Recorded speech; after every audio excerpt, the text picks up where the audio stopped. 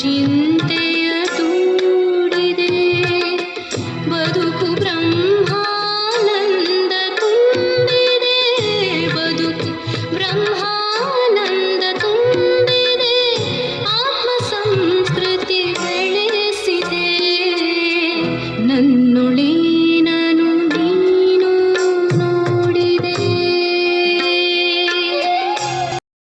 ಓಂ ಶಾಂತಿ. ಈ ದಿನದ ಮುರಳಿಯ ದಿನಾಂಕವಾಗಿದೆ 17/7/2026. ಪ್ರಾತಃ ಮುರಳಿ ಬಾಪ್ದಾದ ಮಧುಬನ್. ಮಧುರ ಮಕ್ಕಳೇ, ಈ ಭಾರತ ಭೂಮಿಯು ನಿರಾಕಾರ ತಂದೆಯ ಜನ್ಮಭೂಮಿಯಾಗಿದೆ. ಇಲ್ಲಿಯೇ ತಂದೆಯು ನಿಮಗೆ ರಾಜಯೋಗವನ್ನು ಕಲಿಸಿ ರಾಜ್ಯ ಭಾಗ್ಯವನ್ನು ಕೊಡಲು ನಿಮ್ಮ ಸೇವೆ ಮಾಡಲು ಬರುತ್ತಾರೆ. ಪ್ರಶ್ನೆಯಾಗಿದೆ, ಶಿವ ತಂದೆಯು ತನ್ನ ಪ್ರತಿಯೊಬ್ಬ ಮಗುವಿನಿಂದ ಯಾವ ಪ್ರತಿಜ್ಞೆ ಮಾಡಿಸುತ್ತಾರೆ? ಉತ್ತರ: ಮಧುರ ಮಕ್ಕಳೇ, ಪ್ರತಿಜ್ಞೆ ಮಾಡಿರಿ, ಬಾಬಾ, ನಾವು ಯಾವುದೇ ವಿಕರ್ಮ ಮಾಡುವುದಿಲ್ಲ, ಪಂಚವಿಕಾರಗಳ ದಾನ ಮಾಡುತ್ತೇವೆ. ಒಳಗೆ ಭಯವಿರಲಿ.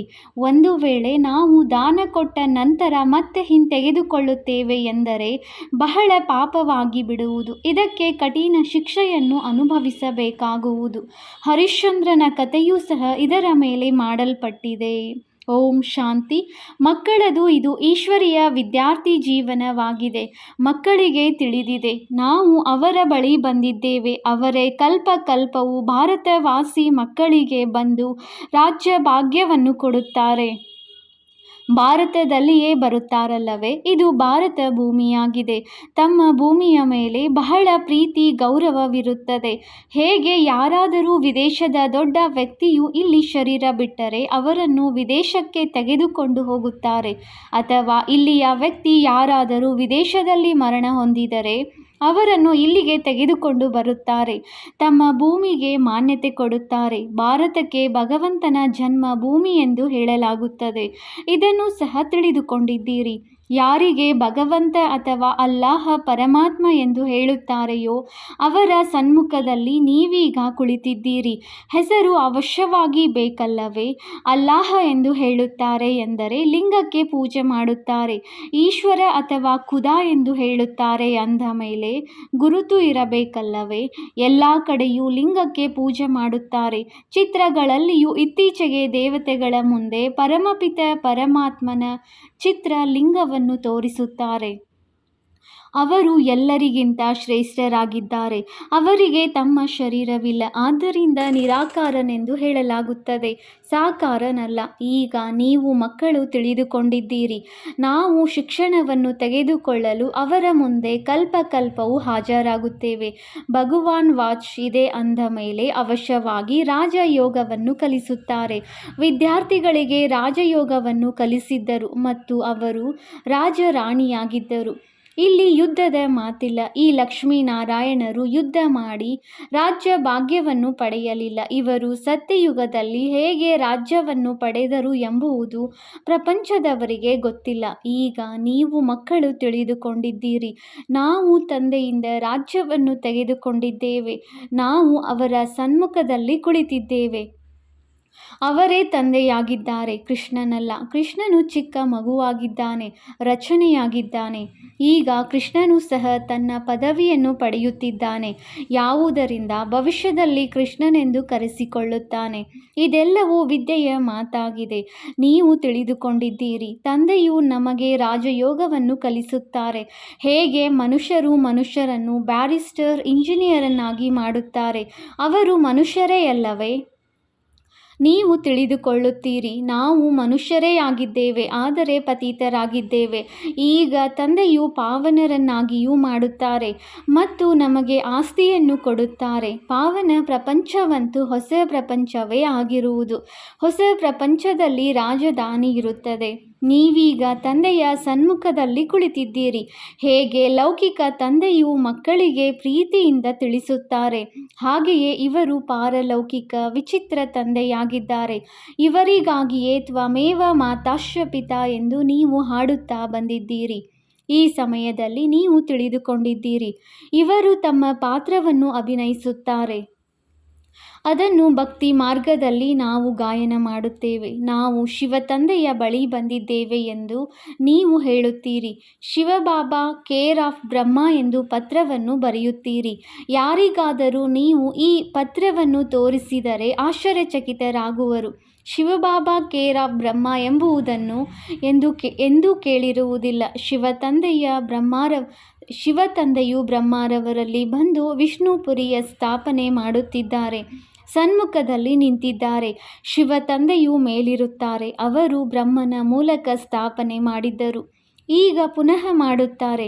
ಇದು ಪ್ರವೃತ್ತಿ ಮಾರ್ಗವಾಗಿದೆ. ರಾಜ ವಿದ್ಯೆಯಲ್ಲಿಯೂ ಬ್ಯಾರಿಸ್ಟರ್ ಓದಿಸುತ್ತಾರೆಂದರೆ ಸ್ತ್ರೀ ಪುರುಷರಿಬ್ಬರೂ ಓದುತ್ತಾರೆ. ಸ್ತ್ರೀಯರು ಜಡ್ಜ್, ಬ್ಯಾರಿಸ್ಟರ್, ಡಾಕ್ಟರ್ ಇತ್ಯಾದಿಯಾಗುತ್ತಾರೆ.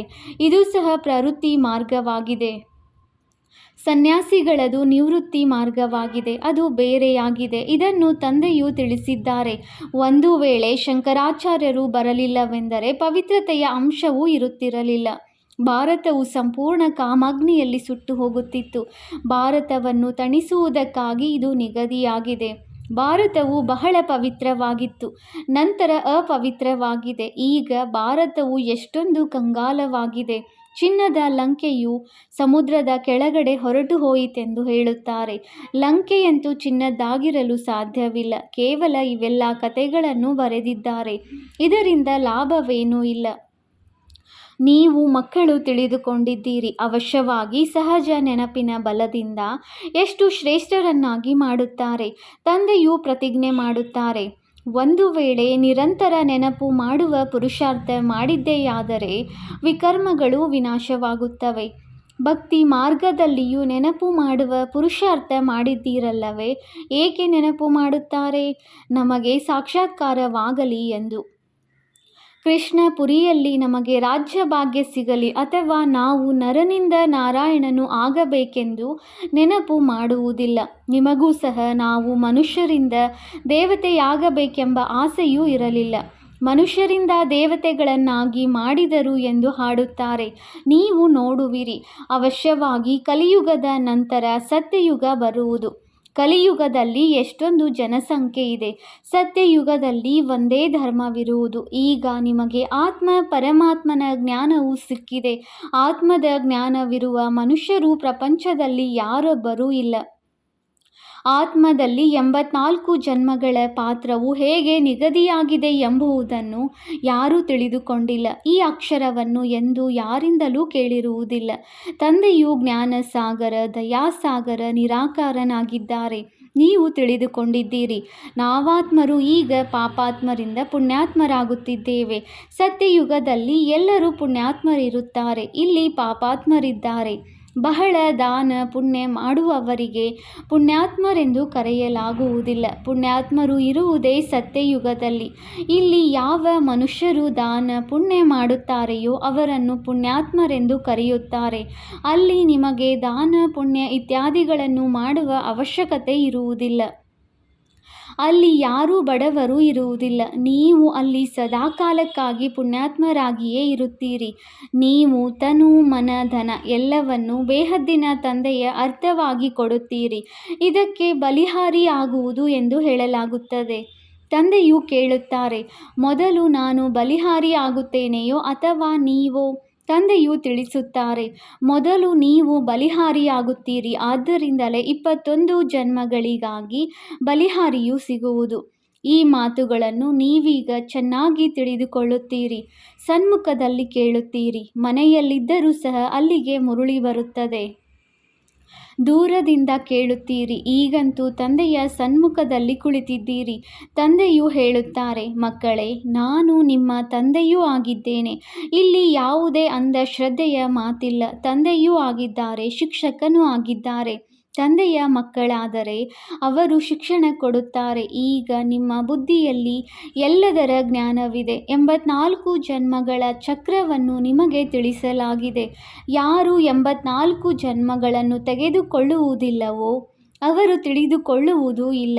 ನಾವು 84 ಜನ್ಮಗಳ ಚಕ್ರವನ್ನು ಸುತ್ತಿ ಈಗ ಹಿಂತಿರುಗಿ ಹೋಗುತ್ತೇವೆಂದು ನೀವು ತಿಳಿದುಕೊಳ್ಳುತ್ತೀರಿ. ತಂದೆಯು ಹೇಳುತ್ತಾರೆ, ನೀವಾತ್ಮರು ಅಶರೀರಿಯಾಗಿ ಬಂದಿದ್ದೀರಿ. ಮತ್ತೆ ಅಶರೀರಿಯಾಗಿ ಹಿಂತಿರುಗಿ ಹೋಗಬೇಕಾಗಿದೆ. ನೀವು ಪವಿತ್ರ ಆತ್ಮರಾಗಿ ಹೋಗುತ್ತೀರಿ. ಪವಿತ್ರರಾಗಲು ನೀವು ಪುರುಷಾರ್ಥ ಮಾಡುತ್ತಿದ್ದೀರಿ. ಯೋಗ ಬಲ ಅರ್ಥಾತ್ ನೆನಪಿನ ಬಲದಿಂದ ನೀವು ಪವಿತ್ರರಾಗಿ ಬಿಡುತ್ತೀರಿ. ಯೋಗ ಎಂಬುದು ಶಾಸ್ತ್ರಗಳ ಅಕ್ಷರವಾಗಿದೆ. ಸರಿಯಾದ ಶಬ್ದವು ನೆನಪು ಎಂದಾಗಿದೆ. ಸ್ತ್ರೀಗೆ ಪತಿಯ ನೆನಪು ಅಥವಾ ಪುರುಷನಿಗೆ ಪತ್ನಿಯ ನೆನಪು ಇರುತ್ತದೆಯಲ್ಲವೇ? ಯೋಗದ ಅರ್ಥವೇ ಆಗಿದೆ ನೆನಪು. ತಂದೆಯು ಹೇಳುತ್ತಾರೆ, ನನ್ನೊಬ್ಬನನ್ನೇ ನೆನಪು ಮಾಡಿ. ಮತ್ತೆಲ್ಲ ಸಂಘಗಳಿಂದ ಬುದ್ಧಿ ಯೋಗವನ್ನು ತೆಗೆದು ತಂದೆಯಾದ ನನ್ನೊಬ್ಬನ ಜೊತೆ ಬುದ್ಧಿ ಯೋಗವನ್ನಿಡಿ. ನೆನಪು ಮಾಡಿರಿ. ಎಷ್ಟು ನೆನಪು ಮಾಡುತ್ತೀರೋ ಅಷ್ಟು ನಿಮ್ಮ ವಿಕರ್ಮಗಳು ವಿನಾಶವಾಗುತ್ತವೆ. ಅವಶ್ಯವಾಗಿ ಭಾರತಕ್ಕೆ ಕಲ್ಪವು ಆಸ್ತಿಯು ಸಿಗುತ್ತದೆ. ಶಿವ ಜಯಂತಿಯು ಪ್ರಸಿದ್ಧವಾಗಿದೆ. ಹೇಗೆ ಬುದ್ಧ, ಕ್ರೈಸ್ತ ಮೊದಲಾದವರ ಜಯಂತಿ ಇದೆಯೋ ಹಾಗೆಯೇ ನಿರಾಕಾರ ಶಿವನ ಜಯಂತಿಯೂ ಇದೆ. ಇದು ಸರ್ವಶ್ರೇಷ್ಠವಾಗಿದೆ. ಕೃಷ್ಣ ಜಯಂತಿಯೂ ಪ್ರಸಿದ್ಧವಾಗಿದೆ. ಆದರೆ ಕೃಷ್ಣನು ಬಂದು ಏನು ಮಾಡುತ್ತಾನೆಂದು ಯಾರಿಗೂ ತಿಳಿದಿಲ್ಲ. ಕೃಷ್ಣನು ಸತ್ಯಯುಗದ ರಾಜಕುಮಾರನಾಗಿದ್ದನು. ಅವಶ್ಯವಾಗಿ ಕೃಷ್ಣನಿಗೆ ಮತ್ಯಾರೋ ಇಂತಹ ಕರ್ಮವನ್ನು ಕಲಿಸಿರಬೇಕು. ಇದರಿಂದಲೇ ಸತ್ಯಯುಗದ ರಾಜಕುಮಾರನಾಗಿದ್ದಾನೆ.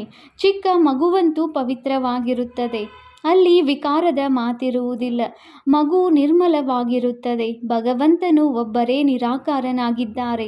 God is one. ಉಳಿದೆಲ್ಲವೂ ಅವರ ರಚನೆಯಾಗಿದೆ. ರಚನೆಯಿಂದ ಎಂದೂ ರಚನೆಗೆ ಆಸ್ತಿಯು ಸಿಗುವುದಿಲ್ಲ. ತಂದೆಯಿಂದಲೇ ಸಿಗುವುದು. ಸಹೋದರರಿಗೆ ಆಸ್ತಿಯು ಸಿಗುವುದಿಲ್ಲ. ನೀವೆಲ್ಲರೂ ಸಹೋದರರಾಗಿದ್ದೀರಿ. ಸಹೋದರತ್ವವೆಂದು ಹೇಳುತ್ತಾರಲ್ಲವೇ? ತಂದೆಯು ಒಬ್ಬರೇ ಆಗಿದ್ದಾರೆ. ಆಸ್ತಿಯು ತಂದೆಯಿಂದ ಸಿಗುವುದು. ಎಲ್ಲ ಸಹೋದರರ ಸದ್ಗತಿದಾತನು ಒಬ್ಬ ತಂದೆಯಾಗಿದ್ದಾರೆ. ಎಲ್ಲ ಆತ್ಮರಿಗೆ ತಂದೆಯಿಂದ ಆಸ್ತಿಯು ಸಿಗುತ್ತದೆ. ತಂದೆಯು ಹೇಳುತ್ತಾರೆ, ನಾನು ಬಂದು ಆತ್ಮರಿಗೆ ಓದಿಸುತ್ತೇನೆ, ಆತ್ಮರಿಗೆ ಸದ್ಗತಿ ಕೊಡುತ್ತೇನೆ. ತಂದೆಯೇ ಕುಳಿತು ರಾಜಯೋಗವನ್ನು ಕಲಿಸುತ್ತಾರೆ. ಈ ವಿದ್ಯೆಯ ಪದವಿಯನ್ನು ನೀವು ಇಲ್ಲಿ ಪಡೆಯುವುದಿಲ್ಲ. ಮನುಷ್ಯರು ಈ ಜನ್ಮದಲ್ಲಿಯೇ ವಕೀಲ ಮೊದಲಾದವರು ಆಗುತ್ತಾರೆ. ಮತ್ತೆ ಇನ್ನೊಂದು ಜನ್ಮ ಪಡೆದ ಮೇಲೆ ಮತ್ತೆ ಓದುತ್ತಾರೆ. ನೀವು ತಿಳಿದುಕೊಂಡಿದ್ದೀರಿ. ಈ ವಿದ್ಯೆಯಿಂದ ನಾವು 21 ಜನ್ಮಗಳಿಗಾಗಿ ಪ್ರಾರಬ್ಧವನ್ನು ಪಡೆಯುತ್ತೇವೆ. ಸತ್ಯಯುಗದಲ್ಲಿ ವೈದ್ಯರು ಮೊದಲಾದವರು ಇರುವುದಿಲ್ಲ. ಅಲ್ಲಿ ರೋಗವೇ ಇರುವುದಿಲ್ಲ. ನೀವು ಗರ್ಭ ಮಹಲಿನಲ್ಲಿರುತ್ತೀರಿ. ಇಲ್ಲಿ ಗರ್ಭ ಜೈಲಿನಲ್ಲಿ ಇರುತ್ತೀರಿ. ಬಹಳ ಶಿಕ್ಷೆಗಳು ಸಿಗುತ್ತವೆ. ಆದ್ದರಿಂದಲೇ ಈ ಜೈಲಿನಿಂದ ಹೊರತೆಗೆಯಿರಿ. ನಾವು ಇನ್ನೆಂದೂ ತಪ್ಪು ಮಾಡುವುದಿಲ್ಲ ಎಂದು ಕರೆಯುತ್ತೀರಿ. ಧರ್ಮರಾಜನೊಂದಿಗೆ ಪ್ರತಿಜ್ಞೆ ಮಾಡುತ್ತೀರಿ. ಇಲ್ಲಿ ನೀವು ಶಿವ ತಂದೆಯೊಂದಿಗೆ ಪ್ರತಿಜ್ಞೆ ಮಾಡಬೇಕಾಗಿದೆ. ಬಾಬಾ, ಇನ್ನೆಂದೂ ನಾವು ವಿಕರ್ಮ ಮಾಡುವುದಿಲ್ಲ. ನಾವು ಪಂಚವಿಕಾರಗಳನ್ನು ನಿಮಗೆ ಕೊಟ್ಟು ಬಿಡುತ್ತೇವೆ. ಇದೂ ಸಹ ತಂದೆಗೆ ತಿಳಿದಿದೆ. ವಿಕಾರಗಳು ಕೂಡಲೇ ಬಿಟ್ಟು ಹೋಗುವುದಿಲ್ಲ. ಆದ್ದರಿಂದ ಒಳಗೆ ಭಯವಿರಲಿ. ನಾವು ವಿಕಾರಗಳ ದಾನ ಕೊಟ್ಟು ಮತ್ತೆ ಹಿಂತೆಗೆದುಕೊಂಡರೆ ಬಹಳ ಪಾಪವಾಗುವುದು. ಹೇಗೆ ರಾಜ ಹರಿಶ್ಚಂದ್ರನ ಉದಾಹರಣೆ ಇದೆ. ತಂದೆಗೆ ಗೊತ್ತಿದೆ 5 ವಿಕಾರಗಳು ಕೂಡಲೇ ಬಿಟ್ಟು ಹೋಗುವುದಿಲ್ಲ. ಇದರಲ್ಲಿ ಸಮಯ ಹಿಡಿಸುತ್ತದೆ. ನಿಮ್ಮದು ಕರ್ಮಾತೀತ ಸ್ಥಿತಿಯಾದಾಗ ಯುದ್ಧವಾಗುತ್ತದೆ. ಈ ಪಂಚವಿಕಾರಗಳು ದೊಡ್ಡ ಶತ್ರುಗಳಾಗಿವೆ. ಅದರಲ್ಲಿಯೂ ಮುಖ್ಯವಾಗಿರುವುದು ಒಂದು ದೇಹಾಭಿಮಾನವಾಗಿದೆ. ಅದರ ದಾನ ಮಾಡುವುದು ಎಷ್ಟು ಪರಿಶ್ರಮವಾಗಿದೆ. ತಂದೆಯು ಪದೇ ಪದೇ ತಿಳಿಸುತ್ತಾರೆ, ತಮ್ಮನ್ನು ಆತ್ಮನೆಂದು ತಿಳಿದು ತಂದೆಯಾದ ನನ್ನನ್ನು ನೆನಪು ಮಾಡಿರಿ ಎಂದು. ಆದರೆ ಇದು ಆಗುವುದಿಲ್ಲ. ದೇಹಾಭಿಮಾನಿಗಳು ಆಗುವುದರಿಂದ ಕಾಮದ ಪೆಟ್ಟು ಬೀಳುತ್ತದೆ. ದೇಹಾಭಿಮಾನವು ಎಲ್ಲದಕ್ಕಿಂತ ತೀಕ್ಷ್ಣವಾಗಿದೆ. ದೇಹಿ ಅಭಿಮಾನಿಯಾಗುವುದು ಪರಿಶ್ರಮವಿದೆ. ಮುಖ್ಯವಾಗಿ ದೇಹಾಭಿಮಾನವು ಬರುವುದರಿಂದಲೇ ಪಾಪಗಳಾಗಿದೆ. ಇದಕ್ಕಾಗಿ 5 ವಿಕಾರಗಳನ್ನು ದಾನವಾಗಿ ಕೊಡಬೇಕಾಗುತ್ತದೆ. ಇದರಲ್ಲಿಯೇ ಸಮಯ ಹಿಡಿಸುತ್ತದೆ. ಪ್ರಿಯತಮನಿಲ್ಲದೆ ಪ್ರಿಯತಮೆಯರು ಹೋಗಲು ಸಾಧ್ಯವಿಲ್ಲ. ಮೊದಲು ಪ್ರಿಯತಮನು ಹೋಗಬೇಕು, ನಂತರ ಪ್ರಿಯತಮೆಯರು. ಪ್ರಿಯತಮನು ಬಂದು ಎಲ್ಲ ಆತ್ಮರನ್ನು ಕರೆದುಕೊಂಡು ಹೋಗಬೇಕಾಗಿದೆ. ಕರ್ಮಾತೀತ ಸ್ಥಿತಿಯಾಗುವವರೆಗೂ ಪುರುಷಾರ್ಥ ಮಾಡಬೇಕಾಗಿದೆ. ದೇಹಾಭಿಮಾನ ಬರುವುದರಿಂದಲೇ ತಪ್ಪುಗಳು ಆಗುತ್ತವೆ. ಬಾಬಾ, ದೇಹಾಭಿಮಾನ ಬರುವುದರಿಂದಲೇ ವಿಕಾರದಲ್ಲಿ ಬಿದ್ದೆವು ಎಂದು ಹೇಳುತ್ತಾರೆ. ಬಹಳ ಬಿರುಗಾಳಿಗಳು ಬರುತ್ತವೆ, ವಿಕಾರದ ಸಂಕಲ್ಪಗಳು ಬರುತ್ತವೆ. ಆದರೆ ಕರ್ಮೇಂದ್ರಿಯಗಳಿಂದ ಎಂದೂ ಯಾವುದೇ ಪಾಪ ಮಾಡಬಾರದು. ಮಾಯೆಯನ್ನು ಗೆಲ್ಲುವುದಕ್ಕಾಗಿ ಎಷ್ಟೊಂದು ಪರಿಶ್ರಮ ಪಡಬೇಕಾಗುತ್ತದೆ. ತಂದೆಯು ಹೇಳುತ್ತಾರೆ, ಒಂದು ವೇಳೆ ವಿವಾಹವಾಗಿದ್ದರೆ ಪವಿತ್ರವಾಗಿದ್ದು ತೋರಿಸಿ. ಆಗ ಸನ್ಯಾಸಿಗಳು ನೋಡುತ್ತಾರೆ, ನಿಮಗೆ ಎಷ್ಟು ದೊಡ್ಡ ಸಂಪಾದನೆ ಇದೆ, ಪವಿತ್ರರಾಗಿದ್ದು ತೋರಿಸಿದರೆ ಬಹಳ ಶ್ರೇಷ್ಠ ಪದವಿಯನ್ನು ಪಡೆಯುವಿರಿ. ನಿಮ್ಮ ಮೇಲೆ ಎಲ್ಲರೂ ಬಲಿಹಾರಿಯಾಗುವರು. ತಂದೆಯು ಮಹಿಮೆ ಮಾಡುತ್ತಾರೆ, ಭಲೆ ಪವಿತ್ರರಾಗಿರಿ, ಆದರೆ ಜೊತೆಗೆ ಯೋಗವೂ ಇರಬೇಕು. ಯೋಗದಲ್ಲಿಯೇ ಪದೇ ಪದೇ ವಿಘ್ನಗಳು ಬರುತ್ತವೆ, ದೇಹಾಭಿಮಾನವು ಬಂದು ಬಿಡುತ್ತದೆ. ಪವಿತ್ರರಾಗಿರುವುದೇನೋ ಸರಿ, ಪವಿತ್ರತೆಯಿಂದಲೇ ಪವಿತ್ರ ಪ್ರಪಂಚದಲ್ಲಿ ಆಸ್ತಿಯನ್ನು ಪಡೆಯುತ್ತೀರಿ, ಆದರೆ ಮತ್ತೆ ಮಾಯೆಯು ಬಹಳ ಜೋರಾಗಿ ಯುದ್ಧ ಮಾಡುತ್ತದೆ. ಇದೆಲ್ಲವೂ ಆಗುತ್ತದೆ. ಶೌರ್ಯವನ್ನು ತೋರಿಸುತ್ತಾರೆ, ಆದರೆ ಜೊತೆಗೆ ನಿರಂತರ ನೆನಪು ಇರಲಿ, ಆಗಲೇ ವಿಕರ್ಮಗಳು ವಿನಾಶವಾಗುತ್ತವೆ ಎಂದು ತಂದೆಯು ತಿಳಿಸುತ್ತಾರೆ. ಯಾರು ಶಕ್ತಿಶಾಲಿಯಾಗುವರೋ ಅವರನ್ನು ಮಾಯೆಯು ಬಹಳ ಸತಾಯಿಸುತ್ತದೆ. ನೆನಪಿನಲ್ಲಿ ಇರುವುದು ಬಹಳ ಕಷ್ಟವಾಗುತ್ತದೆ. ಯಾರು ಇರುವರೋ ಅವರೊಂದಿಗೆ ಅನುಭವ ಕೇಳಬೇಕು. ಏನು ತಿಳಿದುಕೊಳ್ಳುತ್ತಿದ್ದೀರಿ, ಹೇಗಿರುತ್ತೀರಿ ಎಂದು. ನೆನಪಿನಲ್ಲಿ ಇರುವುದರಿಂದ ವಿಕರ್ಮಗಳು ವಿನಾಶವಾಗುತ್ತವೆ. ಈ ಮಾತು ಸಂಪೂರ್ಣ ಭಿನ್ನ ಮತ್ತು ಹೊಸದಾಗಿದೆ. ಇಲ್ಲಿ ಕುಳಿತಿದ್ದರೂ ಸಹ ನಶೆ ಏರಿದೆ. ಇದನ್ನು ತಿಳಿದುಕೊಂಡಿದ್ದೀರಿ. ಭಗವಂತನು ಒಬ್ಬರೇ ನಿರಾಕಾರನಾಗಿದ್ದಾರೆ, ಕೃಷ್ಣನಲ್ಲ. ವಾಸ್ತವದಲ್ಲಿ ಕೃಷ್ಣನ ಬಗ್ಗೆ ಶಾಸ್ತ್ರಗಳಲ್ಲಿ ಅನೇಕ ಮಾತುಗಳನ್ನು ಬರೆದಿದ್ದಾರೆ. ಹಗ್ಗದಿಂದ ಕಟ್ಟಿ ಹಾಕಿದರು, ಬೆಣ್ಣೆ ಕದ್ದನು, ಆದರೆ ಆ ಮಾತುಗಳೇನೂ ಇಲ್ಲ. ವಾಸ್ತವದಲ್ಲಿ ಇದು ಸಹ ಕೃಷ್ಣನ ನಿಂದನೆ ಮಾಡಿದಂತಾಯಿತು. ಕೃಷ್ಣನಲ್ಲಿ ಯಾವುದೇ ಅವಗುಣವಿರಲಿಲ್ಲ. ಚಂಚಲತೆ ಮಾಡುವುದು ಸಹ ಒಂದು ಅವಗುಣ ಆಯಿತಲ್ಲವೇ? ಕೃಷ್ಣನು ಮರ್ಯಾದಾ ಪುರುಷೋತ್ತಮನಾಗಿದ್ದಾನೆ, ಸರ್ವಗುಣ ಸಂಪನ್ನ. ಮಹಿಮೆ ಮಾಡುತ್ತಾರೆ, ಗುರು ಬ್ರಹ್ಮ ಗುರು ವಿಷ್ಣು ಎಂದು ಗಾಯನವೂ ಆಗುತ್ತದೆ. ಆಗ ಹೇಳಿರಿ, ನಮಗೆ ಗುರುವಂತೂ ಇಲ್ಲ. ನಾವು ಇವರನ್ನು, ಬ್ರಹ್ಮ ತಂದೆಯವರನ್ನು ಗುರುವೆಂದಾಗಲಿ ಈಶ್ವರನೆಂದಾಗಲಿ ಒಪ್ಪುವುದಿಲ್ಲ. ಪತಿತ ಪಾವನನು ಒಬ್ಬ ನಿರಾಕಾರನೇ ಆಗಿದ್ದಾರಲ್ಲವೇ? ಯಾವುದೇ ಸಾಕಾರಿ ಗುರುಗಳು ಪತಿತ ಪಾವನನಾಗಲು ಸಾಧ್ಯವಿಲ್ಲ. ಈ ಸಮಯದಲ್ಲಿ ನೀವು ಪರಮಪಿತ ಪರಮಾತ್ಮನ ಇಡೀ ಜೀವನ ಚರಿತ್ರೆಯನ್ನು ತಿಳಿದುಕೊಂಡಿದ್ದೀರಿ. 5000 ವರ್ಷಗಳಲ್ಲಿ ಶಿವತಂದೆಯ ಪಾತ್ರವೇನು ಎಂಬುದನ್ನು ನೀವು ತಂದೆಯ ಮೂಲಕ ಅರಿತಿದ್ದೀರಿ. ತಂದೆಯು ಜ್ಞಾನಪೂರ್ಣನಲ್ಲವೇ? ಸುಖ, ಶಾಂತಿ, ಆನಂದದ ಸಾಗರ. ಇದು ತಂದೆಯ ಮಹಿಮೆಯಾಗಿದೆ. ತಂದೆಯ ಬಳಿ ಖಜಾನೆ ಇದೆ ಅಂದ ಮೇಲೆ ಅವಶ್ಯವಾಗಿ ಮಕ್ಕಳಿಗೂ ಕೊಡುವವರಲ್ಲವೇ? ಒಳ್ಳೆಯದು. ಮಧುರಾತಿ ಮಧುರ ಅಗಲಿ ಹೋಗಿ ಮರಳಿ ಸಿಕ್ಕಿರುವ ಮಕ್ಕಳ ಪ್ರತಿ ಮಾತಾಪಿತ ಬಾಪ್ದಾದಾರವರ ನೆನಪು, ಪ್ರೀತಿ ಹಾಗೂ ಸುಪ್ರಭಾತ. ಆತ್ಮಿಕ ಮಕ್ಕಳಿಗೆ ಆತ್ಮಿಕ ತಂದೆಯ ನಮಸ್ತೆ. ನಾವು ಆತ್ಮಿಕ ಮಕ್ಕಳಿಂದ ಆತ್ಮಿಕ ತಂದೆಗೆ ನೆನಪು, ಪ್ರೀತಿ ಹಾಗೂ ನಮಸ್ತೆ ನಮಸ್ತೆ ನಮಸ್ತೆ. ಧಾರಣೆಗಾಗಿ ಮುಖ್ಯ ಸಾರ. ಪಾಯಿಂಟ್ ನಂಬರ್ 1, ಕರ್ಮಾತೀತ ಸ್ಥಿತಿಯನ್ನು ಪ್ರಾಪ್ತಿ ಮಾಡಿಕೊಳ್ಳಲು ಈ ಕರ್ಮೇಂದ್ರಿಯಗಳಿಂದ ಯಾವುದೇ ತಪ್ಪು ಮಾಡಬಾರದು. ಪವಿತ್ರರಾಗಿರುವವರ ಜೊತೆಗೆ ನೆನಪಿನಲ್ಲಿಯೂ ಶಕ್ತಿಶಾಲಿಗಳು ಆಗಬೇಕಾಗಿದೆ. ಪಾಯಿಂಟ್ ನಂಬರ್ 2, ಸದಾ ಪುಣ್ಯಾತ್ಮರಾಗಲು ತನು ಮನ ಧನದಿಂದ ತಂದೆಗೆ ಬಲಿಹಾರಿಯೂ ಆಗಬೇಕಾಗಿದೆ. ಒಂದು ಬಾರಿ ಬಲಿಹಾರಿಯಾದರೆ 21 ಜನ್ಮಗಳಿಗಾಗಿ ಪುಣ್ಯಾತ್ಮರಾಗಿ ಬಿಡುತ್ತೀರಿ. ವರದಾನ: ಸಹಜ ಯೋಗವನ್ನು ಸ್ವಭಾವ ಮತ್ತು ಸ್ವಾಭಾವಿಕವಾಗಿ ಮಾಡಿಕೊಳ್ಳುವಂತಹ ಪ್ರತಿಯೊಂದು ವಿಷಯದಲ್ಲಿ ಸಂಪೂರ್ಣ ಭವ. ಹೇಗೆ ತಂದೆಯ ಮಕ್ಕಳಾಗಿ ಇರುವುದರಲ್ಲಿ ಯಾವುದೇ ಪರ್ಸೆಂಟೇಜ್, ಶೇಕಡಾವಾರು ಇಲ್ಲವೋ, ಹಾಗೆಯೇ ಈಗ ನಿರಂತರ ಸಹಜಯೋಗಿ ಅಥವಾ ಯೋಗಿಯಾಗುವ ಸ್ಥಿತಿಯಲ್ಲಿಯೂ ಪರ್ಸೆಂಟೇಜ್ನ ಸಮಾಪ್ತಿಯಾಗಬೇಕಾಗಿದೆ. ಸ್ವಾಭಾವಿಕ ಹಾಗೂ ಸ್ವಭಾವ ಆಗಿಬಿಡಬೇಕು. ಹೇಗೆ ಕೆಲವರಲ್ಲಿ ವಿಶೇಷ ಸ್ವಭಾವವಿರುತ್ತದೆ, ಅವರು ಸ್ವಭಾವಕ್ಕೆ ವಶರಾಗಲು ಬಯಸದಿದ್ದರೂ ಅದರಲ್ಲಿಯೇ ನಡೆಯುತ್ತಾ ಇರುತ್ತಾರೆ. ಹಾಗೆಯೇ ಇದು ಸಹ ಸ್ವಭಾವ ಆಗಿಬಿಡಲಿ. ನಾನು ಏನು ಮಾಡಲಿ, ಹೇಗೆ ಯೋಗವನ್ನಿಡಲಿ ಎಂಬ ಮಾತುಗಳು ಸಮಾಪ್ತಿಯಾಗಿಬಿಡುತ್ತದೆ ಎಂದರೆ ಪ್ರತಿಯೊಂದು ವಿಷಯದಲ್ಲಿ ಸಂಪೂರ್ಣರು ಆಗಿಬಿಡುತ್ತೀರಿ. ಸಂಪೂರ್ಣರು ಎಂದರೆ ಪ್ರಭಾವ ಹಾಗೂ ಲೋಪ ದೋಷಗಳಿಂದ ದೂರವಿರುವುದು. ಸ್ಲೋಗನ್: ಸಹನೆ ಮಾಡಬೇಕೆಂದರೆ ಖುಷಿಯಿಂದ ಮಾಡಿ. ವಿವಶತೆಯಿಂದ ಮಾಡುವುದಲ್ಲ. ಅವ್ಯಕ್ತ ಸೂಚನೆ: ಜ್ವಾಲಾ ಸ್ವರೂಪ ಸ್ಥಿತಿಯಲ್ಲಿರುತ್ತಾ ಶಕ್ತಿಶಾಲಿ ನೆನಪಿನ ಅನುಭವ ಮಾಡಿ. ಶಕ್ತಿಶಾಲಿ ಯೋಗ ಅರ್ಥಾತ್ ಲಗನ್ನಿನ ಅಗ್ನಿ. ಜ್ವಾಲಾ ರೂಪದ ನೆನಪೇ ಭ್ರಷ್ಟಾಚಾರ, ಅತ್ಯಾಚಾರದ ಅಗ್ನಿಯನ್ನು ಸಮಾಪ್ತಿ ಮಾಡುತ್ತದೆ ಮತ್ತು ಸರ್ವ ಆತ್ಮರಿಗೆ ಸಹಯೋಗ ಕೊಡುವುದು. ಇದರಿಂದಲೇ ಬೇಹದ್ದಿನ ವೈರಾಗ್ಯ ವೃತ್ತಿ ಪ್ರಜ್ವಲಿತವಾಗುವುದು. ನೆನಪಿನ ಅಗ್ನಿ ಒಂದು ಕಡೆ ಆ ಅಗ್ನಿಯನ್ನು ಸಮಾಪ್ತಿ ಮಾಡುವುದು, ಇನ್ನೊಂದು ಕಡೆ ಆತ್ಮರಿಗೆ ಪರಮಾತ್ಮ ಸಂದೇಶ, ಶೀತಲ ಸ್ವರೂಪದ ಅನುಭೂತಿ ಮಾಡಿಸುತ್ತದೆ. ಇದರಿಂದಲೇ ಆತ್ಮರು ಪಾಪದ ಬೆಂಕಿಯಿಂದ ಮುಕ್ತರಾಗಲು ಸಾಧ್ಯ. ಓಂ ಶಾಂತಿ.